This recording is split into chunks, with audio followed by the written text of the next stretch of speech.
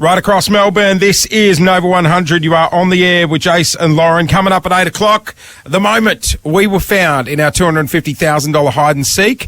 Plus, we will finally reveal where we have been hiding. But much more serious news, Clint.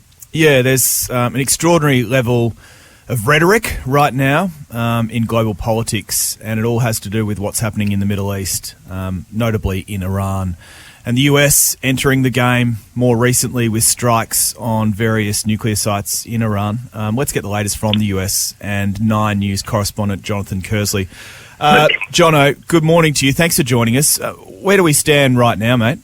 Clint, Jason, we stand in a pretty precarious position right now. The United States officials are saying effectively watch this space over the next 36 to 48 hours to see exactly which way this could go. Many experts are saying it's a flip of a coin. Either the US strikes on Iran could massively escalate the situation, or they could de-escalate the situation. The cards right now are sitting with Iran. Donald Trump wants them to come to the table, to hold peace talks, to say, ditch your nuclear program altogether. Then the world can move on. Iran is saying that's a red line. We won't cross it. So the President of the United States of America is essentially saying if you cannot agree to peace, then it will be tragedy of that you choose, and we will come after you again. So while Donald Trump might have wanted this to be an in and out, there's every chance that there could be yet more American strikes on Iran. Just moments ago, he went to Truth Social to talk about how he wanted to make Iran great again. Oh, my God. It's certainly frightening scenes and terrifying news, but there's a lot of people here. We're coming into school holidays. A lot of people are looking to travel over the holidays. Is it safe for people to be travelling right now? It's safe to travel. I mean, always the government would say to Australians, travel, but keep an eye on the Smart Traveller website as to where is safe. Is Israel the place to be right now? Well, there are Australians in Israel trying to get out. There are Australians in Iran trying to get out.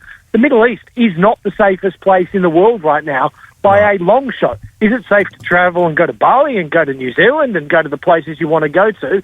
There's no reason and no information at this stage to suggest that there's any reason why you couldn't go there. Hey, Jono, we watched the footage of the bomber planes returning to the US and stealth bombers parading along Miami Beach, which is crazy. The other plane I wanted to bring up, because I've been showing... It's a flex. I've been showing Lauren and Clint on the gram. There's lots of sightings of this doomsday plane that the US has. Oh, yeah. Which is like an Air Force One plane that apparently is nuclear-proof and they operate out of if there's a war. Now, apparently it touched down in DC the other day, and the last time this happened was September 11, is that right?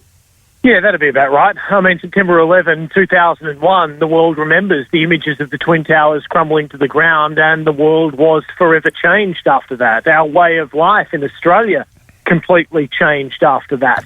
So, yeah, look, the United States has a doomsday plane ready. It is part of their planning scenarios that they go through.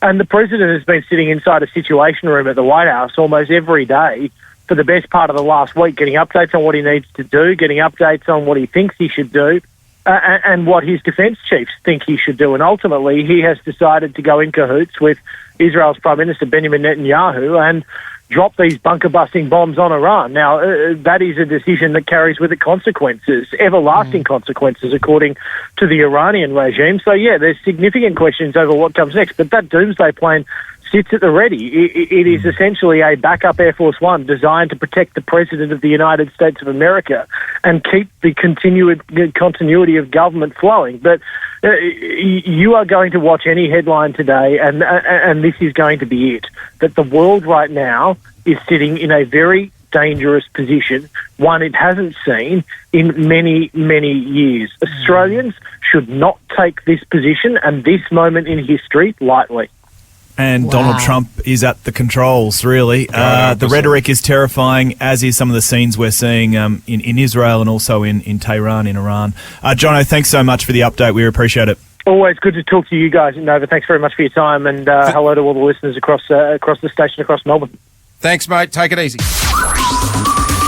Jason Lauren. Wake up feeling good. Follow them on the socials.